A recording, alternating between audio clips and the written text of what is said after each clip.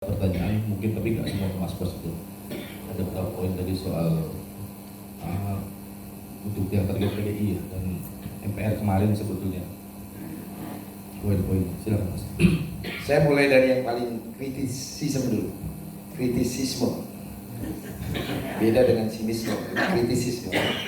Bung Erwin, saya akan bicara tentang praktek ketatanegaraan kita ya. Dalam praktek ketatanegaraan kita, sumber-sumber praktek ketatanegaraan kita itu bukan hanya peraturan perundang-undangan. Banyak praktek ketatanegaraan kita yang sumbernya konvensi ketatanegaraan kita. Yang pertama misalnya, konvensi ketatanegaraan sosialisasi 4 pilar. Pak Taufik Kemas itu dulu sosialisasi 4 pilar nggak ada dasar hukumnya.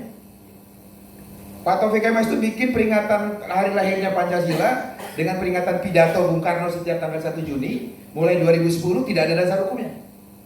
Tapi waktu itu pimpinan MPR dan pimpinan fraksi sepakat bahwa setelah P4 dicabut, BP7 dibubarkan waktu awal reformasi ini, negara tidak hadir mensosialisasikan ideologi bangsanya.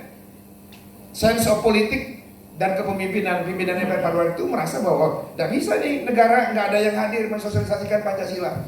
Maka kemudian sosialisasi putusan-putusan MPR zaman Pak Hidayatul Wahid, yaitu sosialisasi hanya putusan Undang-Undang Dasar Hasil Perubahan yang sumbernya adalah pasal 15 ayat 1 huruf E Undang-Undang MD 3 yang lama, yaitu Undang-Undang nomor 27 tahun 2009. Bunyinya adalah pimpinan MPR mengkoordinasikan anggota MPR mensosialisasikan putusan-putusan MPR. Putusan-putusan MPR dimaksud adalah Undang-Undang Dasar Hasil Perubahan. Tapi oleh Pak Taufik Kemas ditambah materi Pancasila, kemudian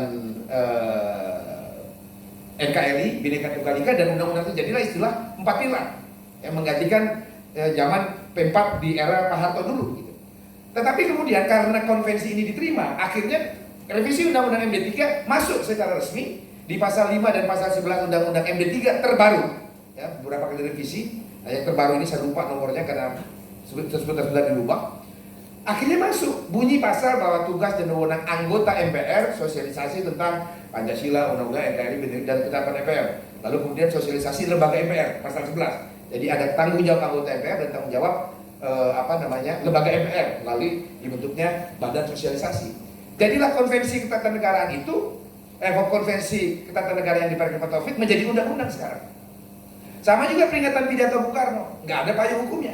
Tapi karena kemudian diterima oleh bangsa Indonesia dan peringatan hari lahirnya Pancasila itu penting agar generasi muda Indonesia tahu kapan lahirnya ideologi bangsanya, mengerti sejarah lahir ideologi bangsanya. Akhirnya Pak Jokowi membentuk norma, yaitu keputusan Presiden nomor 24 tahun 2016 yang menetapkan 1 Juni sebagai hari Pancasila. Maka berprakteklah ketatanegaraan kita mulai 1 Juni 2017 peringatan hari lahir Pancasila di Gedung Pejambon atau Gedung Pancasila.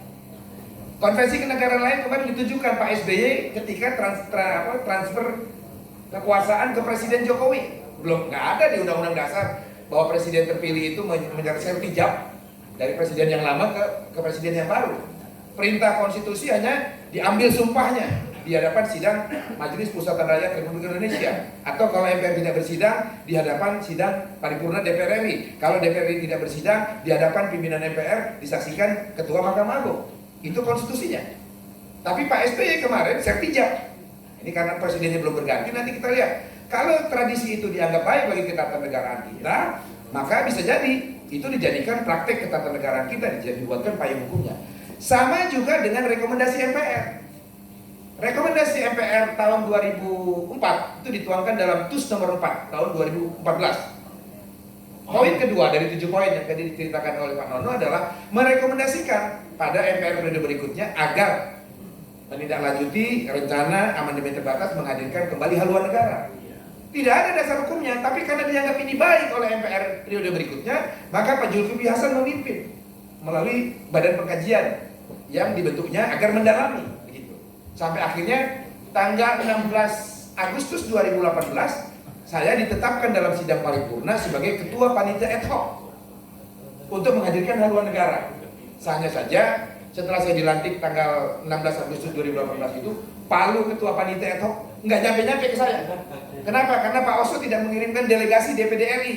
Karena satu saja anggota DPD yang tidak terlibat, Palu nggak nyampe ke saya. Jadi benar juga yang dibilang oleh Pak Nono Sapurno, beliau bukan mengancam, Jadi jangan nanti keluar dari sini, DPD mengancam gitu. Memang itu wewenang DPD, karena anggota MPR terdiri atas anggota DPR dan anggota DPD RI. Di dalam tatip dikatakan absahnya panitia ad hoc MPR RI jika terdiri atas anggota DPR dan anggota DPD RI. Jadi ketika Pak Oso tidak mengirimkan delegasi untuk di panitia ad hoc 1 dan 2, Pak Lu nggak nyampe-nyampe ke saya, begitu. Nah, kalau kemudian akhirnya direkomendasikan lagi pada MPR periode berikutnya, gitu kan. Nah, MPR sekarang menindaklanjuti rekomendasi MPR Pak Zulkifli Hasan kemarin dengan menyerahkan terlebih dahulu kepada Badan Pengkajian MPR RI untuk mendalami. Sehingga oleh karena itu menurut hemat saya terlalu prematur kalau pimpinan MPR menyimpulkan sekarang badan kajiannya juga baru rapat 1 kali, gitu. Karena apapun merubah konstitusi, merubah undang-undang dasar, menurut hemat saya beda dengan cara merubah undang-undang, begitu. Meskipun menurut ketentuan undang-undang dasar kita bahwa wewenang merubah undang-undang dasar itu hanya pada MPR, tetapi karena ini menyangkut hukum dasar tertulis yang akan berdampak sistemik dalam kehidupan berbangsa dan bernegara, tidak bisa MPR mengerjakan di ruang tertutup.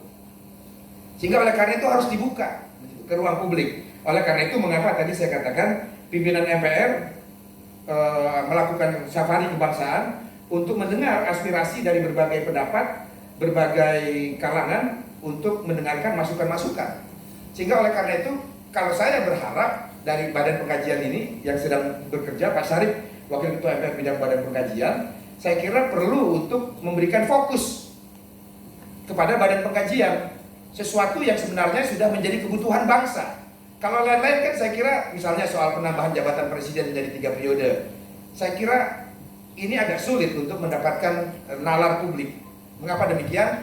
Karena seingat saya 4 kali perubahan undang-undang dasar pada tahun 99 sampai tahun 2002 yang lalu, pasal 7 inilah yang dirubah pertama. Karena pasal 7 undang-undang dasar sebelum perubahan itu tidak memberikan kepastian kapan masa jabatan presiden itu bisa berakhir. Karena di sana ada sebutkan presiden menjabat selama 5 tahun dan selebihnya setelah itu dapat dipilih kembali.